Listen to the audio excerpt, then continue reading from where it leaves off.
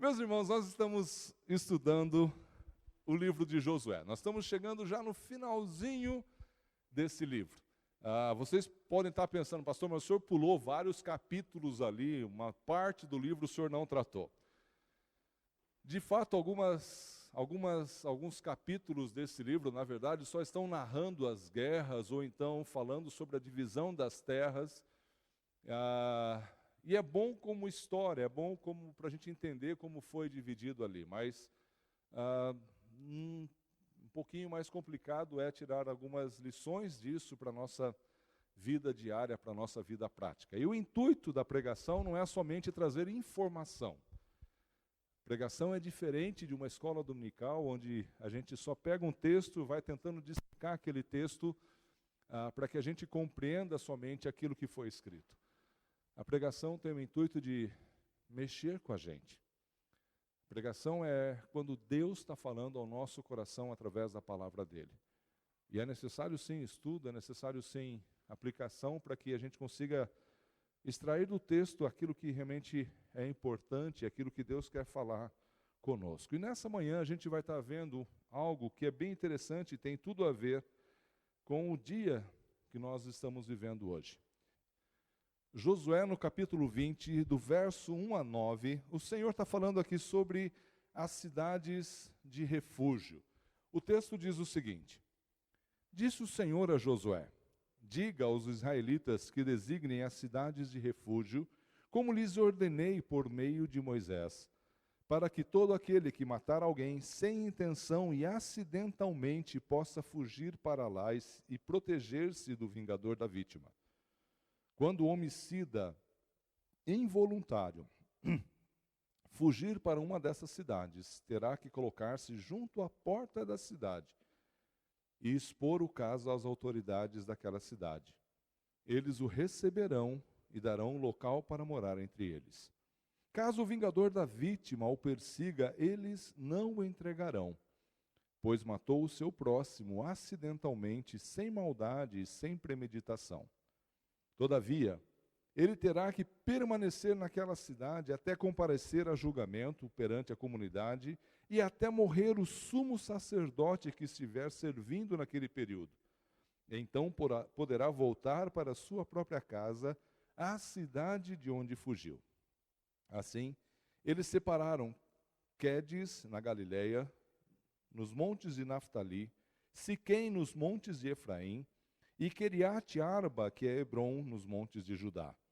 No lado leste do Jordão, perto de Jericó, designaram Bézer, no planalto desértico da tribo de Ruben, Ramote, em Gileade, na tribo de Gade, e Golã, em Bazã, na tribo de Manassés.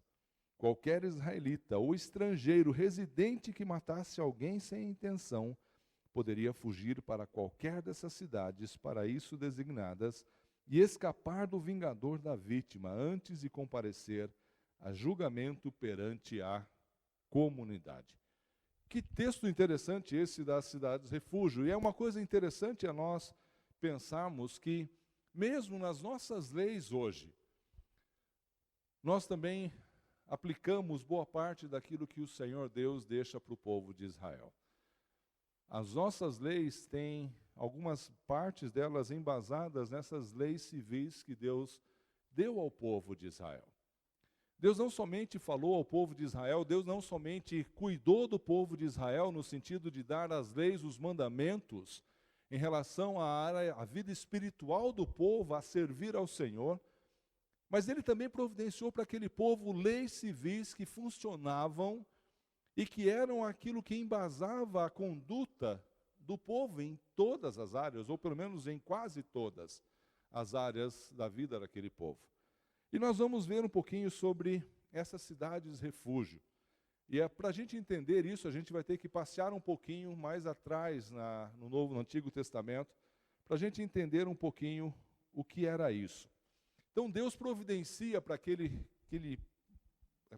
homens e mulheres essas cidades refúgio. A gente pode perceber aí que o próprio Senhor prepara essa cidade. Já desde o passado, antes de eles entrarem na terra prometida, já havia essa determinação. Deuteronômio, no capítulo 4, verso 41 até o 43 diz: Então Moisés separou 3 cidades a leste do Jordão, para onde poderia fugir quem tivesse matado alguém sem intenção e sem premeditação.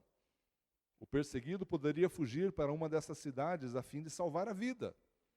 As cidades eram as seguintes: Bazer, no planalto deserto, para a tribo de Ruben; Ramote, em Gileade, para a tribo de Gade; e Golã, em Bazã, para a tribo de Manassés. Lá no passado haviam 3 cidades às quais o povo poderia correr quando tivesse matado alguém acidentalmente. Guarda bem isso. Eles podiam se refugiar em algum lugar até serem julgadas. Até serem julgadas, uma dessas pessoas poderia correr para essa cidade se acidentalmente tivessem tirado a vida de alguém. Mas é interessante que depois, quando o povo de Israel chega para conquistar a terra prometida, 3 cidades já não seriam suficientes. Então, lá em Números, no capítulo 35, verso 6, as novas instruções do Senhor são as seguintes: 6 das cidades que vocês derem aos levitas serão cidades de refúgio, para onde poderá fugir quem tiver matado alguém. Além disso, deem a eles as outras 42 cidades. Ou seja, os levitas tinham recebido 48 cidades. Dessas 48, 6 deveriam ser cidades refúgio. E é interessante que essas cidades eram colocadas em lugares a uma distância mais ou menos correta, para que, se alguém por um acaso tivesse feito alguma coisa sem querer e causou a morte dessa pessoa, ela tivesse condição de percorrer um caminho rápido e chegar aos portões daquela cidade para pedir ajuda. Não era nada complicado, não era nada difícil, não era colocada numa cidade, num lugar onde era inacessível, você tivesse que se esforçar muito para chegar lá, ou ser quase que impossível chegar, antes que o vingador da vítima pudesse chegar lá. Lembra que no Antigo Testamento isso era algo bem comum. E aí a gente fica pensando, mas será que isso realmente funciona? Números, no próprio capítulo 35, verso 10 e 11, fala: Diga aos israelitas, quando vocês atravessarem o Jordão e entrarem em Canaã, escolham cidades para serem suas cidades refúgio, onde poderá fugir quem tiver matado alguém sem intenção. Você então começa a olhar para o Antigo Testamento e você começa a olhar e ver a preocupação de Deus com o povo dele, mas não só com o povo em geral, mas com as necessidades específicas de cada homem. E uma delas é que Deus sabia que acidentes podem acontecer. Deus sabe que muitas vezes a gente falha, a gente erra, mesmo sem querer. E para que aquele povo não pagasse o preço do seu pecado instantaneamente, ou seja, para que a vida dele não fosse ceifada ali por aquele que tinha sido, ou por alguém da família do qual havia sido tirada a vida do outro, o Senhor fala: então, eu vou estabelecer um lugar onde vocês podem correr para pedir ajuda. E provavelmente essas cidades, os portões nunca estavam fechados. A pessoa devia correr até aquela cidade, chegar diante do portão, parar ali no portão, e então expor o seu caso àqueles moradores da cidade. E então eles eram colocados para dentro da cidade. Imagina se você chega numa cidade e o portão está fechado. Aí você fica lá batendo, e você vê um cara do meu tamanho correndo atrás de você com uma espada com 2 metros de comprimento e falando: eu vou te pegar, rapaz. O desespero que seria. Mas não era isso que acontecia. Provavelmente essas cidades estavam ali sempre, ou com os portões abertos, ou sempre com alguém ali, provavelmente para ouvir aquele que estivesse clamando, gritando por socorro. Aí você fala: pastor, mas isso é uma coisa interessante. Mas mais interessante ainda é saber que Deus deu essas leis civis e deu umas leis que são bem justas ao povo. Alguma coisa que o povo tinha que fazer ou cumprir. A gente pode ver isso lá no verso 3. até o 6. Para todo aquele que matar alguém sem intenção e acidentalmente, possa fugir para lá. Quando o homicida involuntário fugir para uma dessas cidades, então aí Deus está falando sobre o que era a lei que ele havia dado. Aí a gente fica perguntando, bom, Deus, é uma lei estranha. Porque o Senhor está falando que só pode ir para aquele lugar aquele que cometeu o assassinato, aquele que matou alguém involuntariamente. Aí a gente fica perguntando, mas Deus, mas por quê? Olha lá o que diz lá em Gênesis, no capítulo 9, o verso 6. Quem derramar sangue do homem, pelo homem seu sangue será derramado, porque a imagem de Deus foi o homem criado. Talvez você fale assim, mas as leis que Deus tinha dado não parecem ser muito justas. Porque era lei que a família da vítima vingasse a morte do seu parente. Provavelmente eles escolhiam alguém, um vingador, para que percorresse a terra, para que percorresse a região em busca daquele que matou o seu parente, para que também pudesse tirar a vida dele. Porque o Senhor Deus havia dito que não se poderia tirar a vida de ninguém. E se alguém cometesse assassinato, deveria pagar com a própria vida. Com a própria vida. Mas, pastor, foi sem querer. Não importa. Mas Deus é tão bom, o amor dele é tão grande por nós, ou por aquele povo, que Deus falou, então, para que não haja dúvida que foi acidentalmente, então eu vou criar essas cidades. Agora vocês entendem por que Deus criou essas cidades? Para que aquele que acidentalmente matasse alguém, pudesse correr para lá.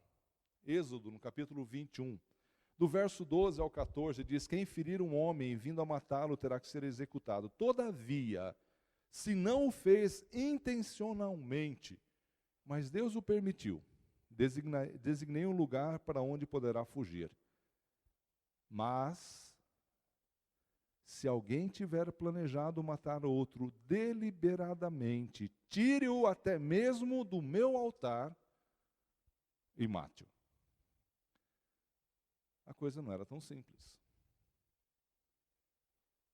A gente consegue perceber aqui a firmeza com o Senhor, do Senhor com a lei dele. E aí a gente vai ver lá um outro texto, que é o de Números, no capítulo 35, do 16 ao 18, que fala como que a pessoa mata alguém deliberadamente, ou sem intenção, né? Diz, se um homem ferir alguém com um objeto de ferro, de modo que essa pessoa morra, ele é assassino. Mas ele está dizendo aqui que não é aquele que vai lá e espeta uma espada nele. O assassino deverá ser executado. Ou se alguém tiver nas mãos uma pedra que possa matar e ferir a outra pessoa, de modo que ela morra, é assassino. O assassino terá que ser executado. Se alguém tiver nas mãos um pedaço de madeira que possa matar e ferir uma pessoa, de modo que ela morra, é assassino. O assassino deverá ser executado. Tirou a vida de alguém, é assassino. Aí você fala assim, mas pastor, mas como que Deus vai saber se realmente a pessoa era inocente? Um pouquinho mais à frente, olha só o que diz o texto. Todavia, se alguém sem hostilidade empurrar uma pessoa ou atirar alguma coisa contra ela, sem intenção, ou sem vê-la deixar cair sobre ela uma pedra que possa matá-la e ela morrer, então, como não era a sua inimiga e não pretendia feri-la, a comunidade deverá julgar entre ele e o vingador da vítima de acordo com essas leis. Ou seja, só poderia correr por uma cidade daquela se alguém acidentalmente ferisse alguém. E eu comecei a pensar nisso e comecei a pensar um pouquinho naquilo que o Sermão do Monte fala. E lembra quando eu preguei sobre o homicídio no Sermão do Monte? E que muitas vezes a gente pensa que homicídio é só aquele lá que vai lá e tira a vida de alguém. Mas é interessante que ele fala aqui, se alguém sem hostilidade nenhuma empurrar uma pessoa, der um empurrão, essa pessoa caiu, morreu, ela é assassino. Se eu estiver trabalhando lá e sem querer a pedra rolou e pegou alguém que estava lá de baixo, ela é assassino. E eu fiquei pensando, falei, será que nesses dias talvez a gente não tenha tanto problema com isso? Raramente a gente vai matar alguém, talvez no trânsito, né? Mas se a gente trazer para o nosso dia a dia mais próximo aqui, quantas vezes a gente mata pessoas só com as nossas palavras? Às vezes até mesmo sem querer. A gente ofende, a gente machuca pessoas, a gente tira o ânimo das pessoas, mesmo sem querer, com as nossas palavras. E aí o Senhor está dizendo que para essas pessoas havia uma solução, que era correr para uma dessas cidades, que era correr perto desse lugar onde eles poderiam chamar a presença ali dos líderes da comunidade e pudessem expor o caso para essas pessoas, para que elas então julgassem entre um e outro.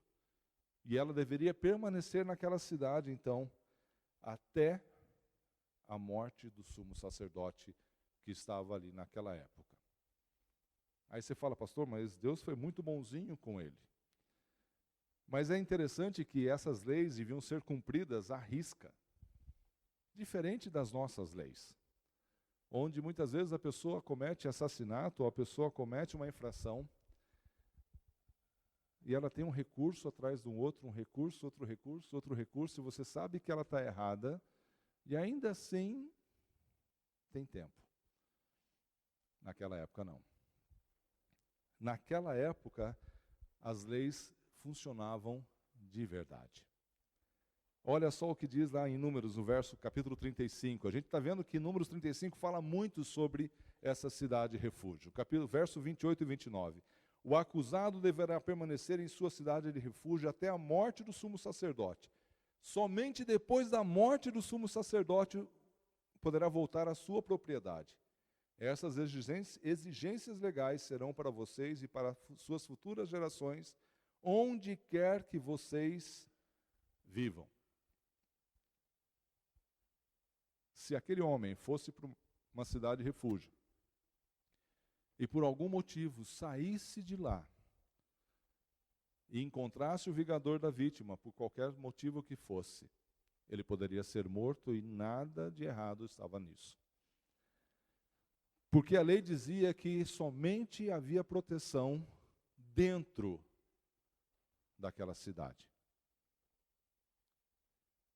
As pessoas podiam falhar, podiam errar, tinham sim aonde se recorrer da sua falha, mas elas deveriam estar dentro daquele lugar, dentro daquela cidade, dentro dos limites daquela cidade, aguardando o tempo do sacerdote ali, enquanto ele estivesse vivo, ele não poderia sair lá de dentro. Aí sim, quando o sumo sacerdote daquele lugar morresse, o pecado dele, a pena dele, morria junto com o sumo sacerdote, então ele poderia voltar para a sua propriedade. E é interessante aquilo que Números, um pouquinho mais à frente, fala, que essa lei era dura não somente com aquele agressor, não somente com aquela pessoa que havia cometido o pecado, mas ela era dura também com o povo que recebia, ou com o povo que morava, que aquele agressor morava. Ele fala assim, não aceitem, o verso 32 ao 34, de Números 35. Não aceitem resgate por alguém que tenha fugido para uma cidade de refúgio, permitindo que ele retorne e viva em sua própria terra antes da morte do sacerdote. Não profanem a terra onde vocês estão. O derramamento de sangue profana a terra, e só se pode fazer propiciação em favor da terra em que se derramou o sangue, mediante o sangue do assassino que o derramou. Não contamine a terra onde vocês vivem e onde eu habito, pois eu, o Senhor, habito entre os israelitas. O Senhor está dizendo aqui, olha, não aceitem suborno, permitindo que aquele que falhou volte para a sua terra antes da morte do sumo sacerdote, antes que ele tenha cumprido as exigências que eu tenho colocado para vocês. Não façam isso, porque vocês sabem que a morte precisa ser compensada com a morte. A propiciação por aquele que tirou a vida é sangue. Alguém teria que morrer para que ele pudesse estar livre. Não aceite suborno. Não tenta dar um jeitinho para que as coisas funcionem. Não dá um jeitinho para que aquele homem pobrezinho, ele está longe da família e agora ele está lá sofrendo. Não façam isso. Porque o Senhor é Deus justo. As leis que ele deu ao povo eram umas leis duras, sim, mas eram justas. Todo o povo sabia, todo o povo conhecia, todas as pessoas que estavam lá tinham ciência daquilo que era a realidade onde eles viviam. O Senhor as amava, o Senhor cuidava, o Senhor protegia, mas também o Senhor exigia deles fidelidade. O Senhor exigia deles que eles cumprissem cabalmente todas as regras, todas as leis que o Senhor havia dado. E hoje? Como nós vivemos? E é interessante que nessa manhã nós estamos diante da mesa do Senhor. Nós estamos diante de um memorial onde vamos relembrar o sacrifício de Cristo na cruz do Calvário por nós.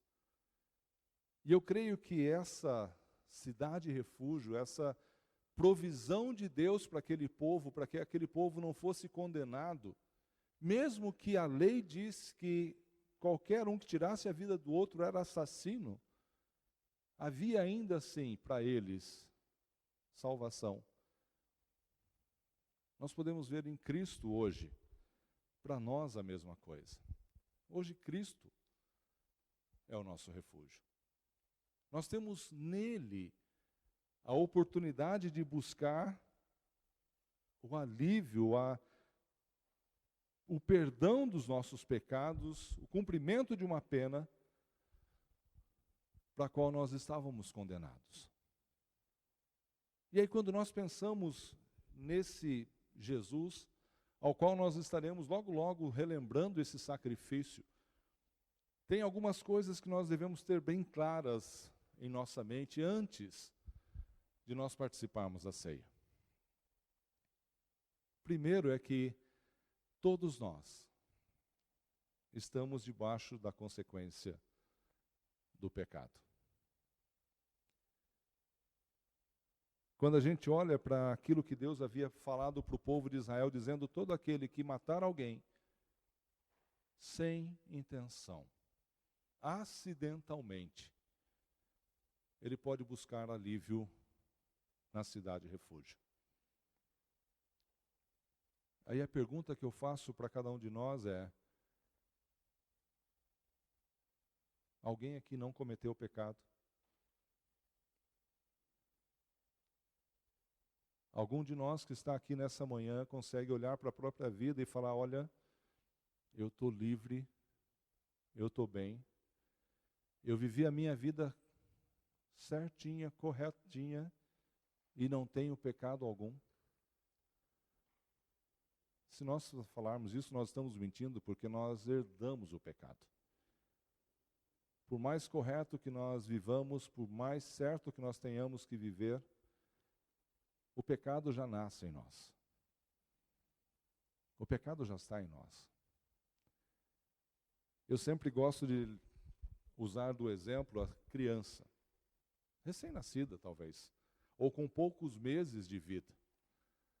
E para aqueles que falam assim: mas pastor, ele é tão bonitinho, olha que anjinho que o Senhor fez. Inocente a pobre criança. E aí depois de algumas semanas de vida, A Alcidésio vai experimentar isso logo, logo, né? A Alícia, daqui a algumas semanas, ela vai estar com um pouquinho de fome e vai começar a chorar. E se você não der a mamar, vai chorar mais forte. Aí ela vai perceber que toda vez que ela chora, alguém faz a vontade dela. E ninguém precisa ensinar ela que o choro vai conseguir alguma coisa. Mas aí, isso daí ainda tudo bem, pastor, isso é coisa natural, porque ela está com fome. E quando ela quiser o chocolate, e quando ela quiser o brinquedo novo, quando você estiver fazendo compra lá no mercado, e você está duro, sem dinheiro, final de mês, e ela fala assim, pai, eu quero aquilo lá. Não, minha filha, agora nós não podemos. Bah, se joga no chão. Sabe o que é isso? É a nossa natureza pecaminosa que está lá. É o pecado que nós herdamos de Adão que está lá. É o pecado que nós não conseguimos tirar do nosso corpo, do nosso coração. E é por causa desse pecado é que nós temos um destino certo. Aí você fala, mas pastor, eu sou tão bonzinho, eu nunca fiz nada. Olha só o que a Bíblia fala, lá em Romanos, no capítulo 3, o verso 10 ao 12. Como está escrito, não há nenhum justo, nenhum sequer. Não há quem entenda, ninguém que busque a Deus, pois todos se desviaram, tornaram-se juntamente inúteis. Não há ninguém que faça o bem, não há nenhum sequer. Pois todos pecaram, estão destituídos da glória de Deus. Romanos 3, de 10 a 12 e o 23. Todos nós estamos condenados pelos nossos pecados. Todos nós. Ainda pior do que aqueles homens da cidade refúgio. Porque alguns pecados, ou a grande maioria dos pecados, nós fazemos conscientemente. Nós erramos, falhamos, pecamos contra o Senhor conscientemente.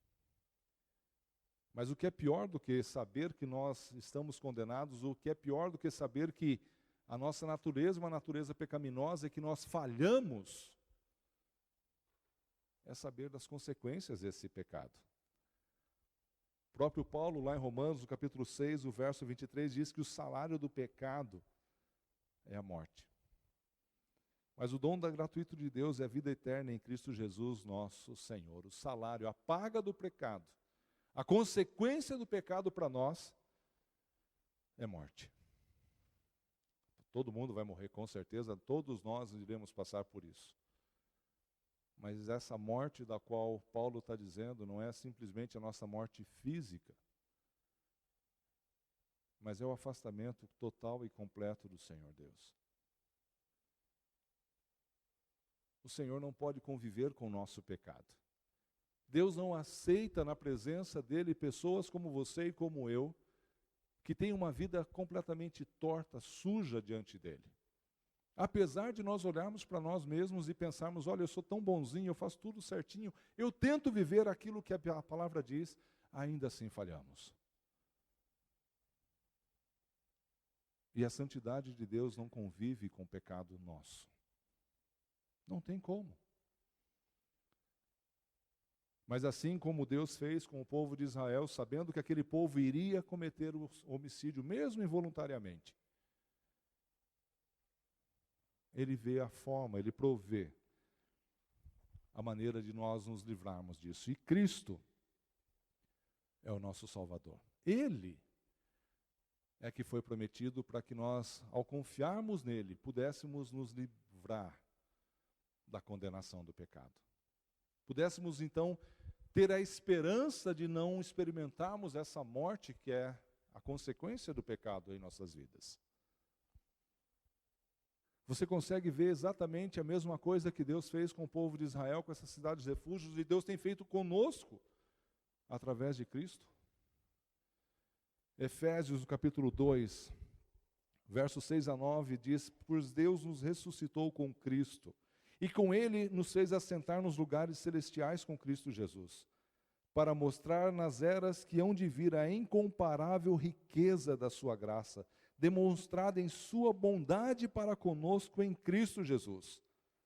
Pois vocês são salvos pela graça por meio da fé, e isso não vem de vocês, é dom de Deus, não por obras, para que ninguém se glorie.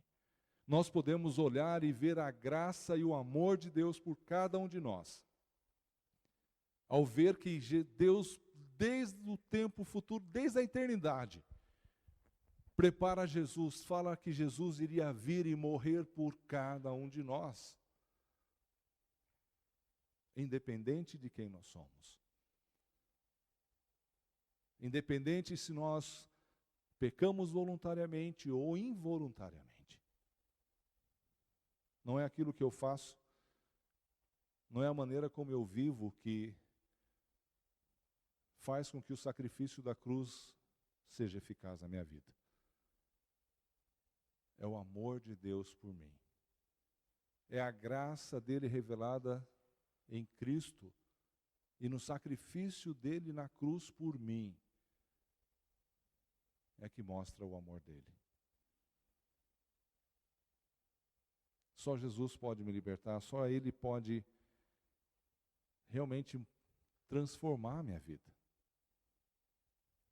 Mas é interessante que quando eu penso nisso, eu entendo também que, diferente do povo de Israel, que foi dado a eles o privilégio de correr para aquelas cidades, mas não a todos, mas somente aqueles que fizeram algo involuntário, o Senhor Jesus veio para todos nós.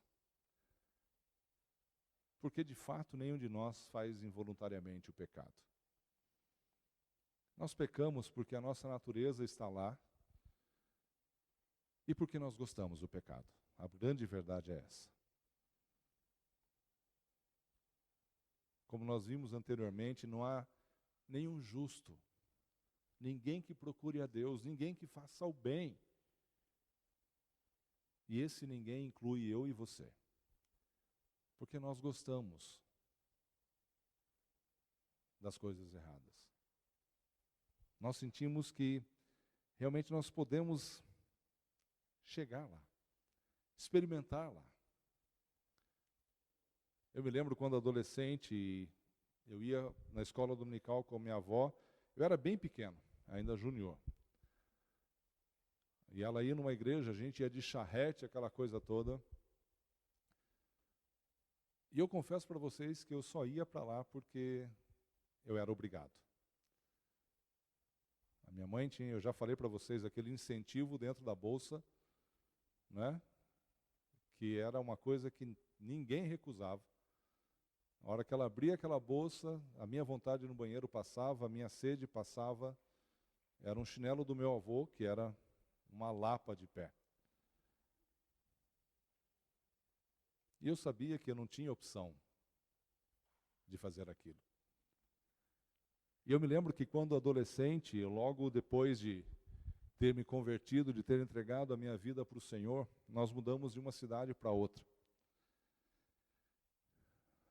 E mesmo crente, mesmo convertido, mesmo já tendo entregue a minha vida para o Senhor, a possibilidade de ir para uma nova cidade onde ninguém me conhecia, onde eu não iria ser apontado na rua, olha, ali é o crente que está indo.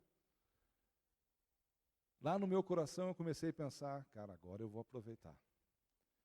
Aqui ninguém me conhece, aqui eu não vou ser escândalo para ninguém, aqui não vou ser pedra de tropeço para ninguém. Aqui eu posso ser um crente agente secreto, que ninguém vai saber mesmo. Eu não devo nada para ninguém, não tem nenhum parente meu aqui, é uma cidade estranha para nós. E eu fui para lá, para aquela cidade, pensando, bom, agora eu quero experimentar um pouquinho mais do mundo. Esses somos nós, crentes. Conhecia o Senhor,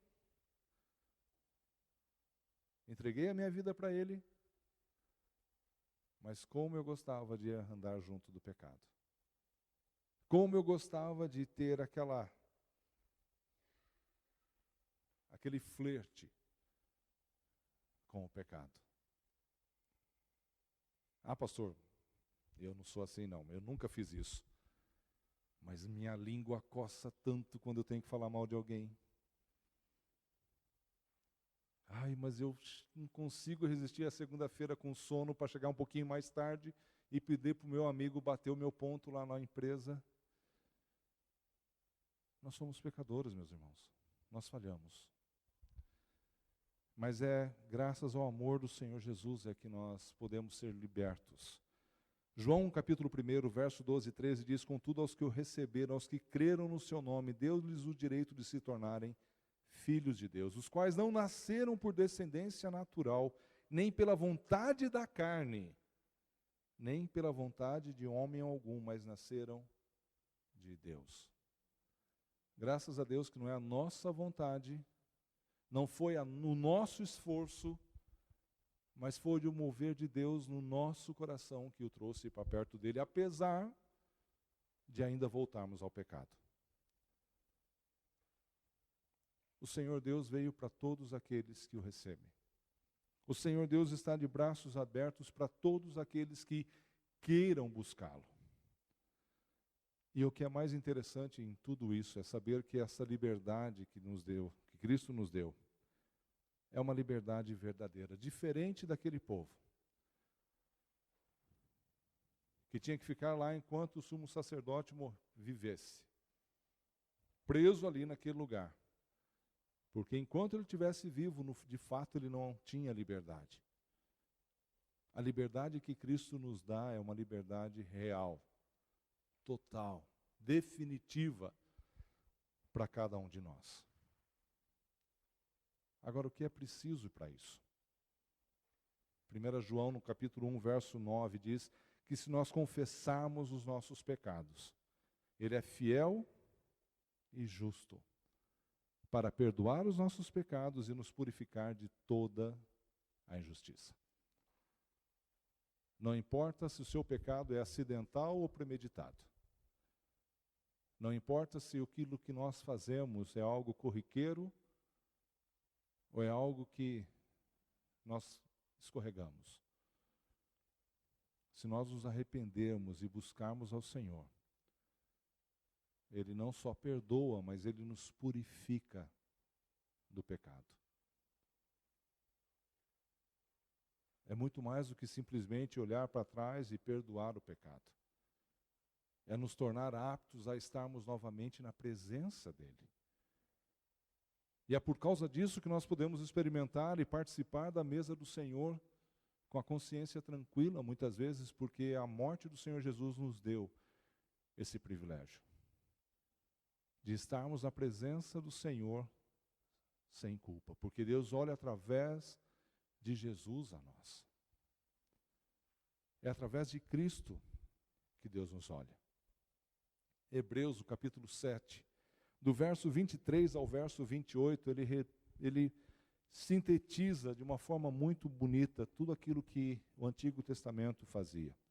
Ora, daqueles sacerdotes, ou seja, daqueles sacerdotes que havia no povo de Israel, tem havido muitos, porque a morte os impede de continuar o seu ofício. Nós, os sacerdotes humanos, somos finitos, acabamos. Mas visto que vive para sempre, Jesus tem um sacerdócio permanente. Portanto, ele é capaz de salvar definitivamente aqueles que por meio dele aproximaram-se de Deus, pois vive sempre para interceder por eles. É de um sumo sacerdote como esse que precisávamos, santo, inculpável, puro, separado dos pecadores, exaltado acima dos céus. Ao contrário dos outros sumos sacerdotes, ele não tem necessidade de oferecer sacrifício dia após dia, primeiro pelos seus próprios pecados e depois pelos pecados do povo. Ele fez isso de uma vez por todas, quando a si mesmo se ofereceu. Pois a lei constituiu sumos sacerdotes a homens que têm fraquezas. Mas o juramento que veio depois da lei constitui o Filho, perfeito para sempre. O sacrifício de Cristo na cruz do Calvário foi suficiente para nos libertar de todos os nossos pecados, de uma vez por todas. O sacrifício dele na cruz nos deu o privilégio de estarmos na presença de Deus hoje, podendo participar da mesa do Senhor de uma forma diferente. Não mais com medo, não mais com culpa, mas transformados pelo poder, pelo sacrifício dele na cruz do Calvário por nós. Nós precisamos nos arrepender dos nossos pecados. Nós precisamos confessar os nossos pecados ao Senhor, nós precisamos recebê-lo como aquele que perdoa os nossos pecados. Nós precisamos entender que Deus nos ama, apesar do que nós somos. Que a graça e o amor dele por nós independe daquilo que nós fazemos ou não fazemos. Ah, mas pastor, então eu posso continuar minha vida de pecado? Se você quer, pode. Mas também há consequências para isso. O sacrifício de Cristo na cruz do Calvário foi algo tão especial. Tão especial. Que eu creio é tão difícil para mim, e eu creio deve ser difícil para você. Viver para si, quando você sabe que alguém morreu no seu lugar, para que você pudesse viver. A gratidão e o amor que temos pelo Senhor não é só porque Ele nos conquistou a vida eterna, mas é porque Ele se sacrificou no meu lugar. É porque o sacrifício dele fez com que eu pudesse estar perto de Deus de novo. E pudesse conhecê-lo de perto. Lembra que, pela lei do Senhor, por aquilo que o Senhor Deus tem colocado desde a formação do mundo, desde a época de Adão, eu e você era para estarmos completamente longe, separados de Deus. O nosso pecado ofende a Deus. Mas por causa do amor de Jesus e por causa do sacrifício dele na cruz, nós estamos aqui. Sabendo que ele nos ouve, sabendo que ele nos ama, sabendo que ele quer ter cada um de nós nos seus braços.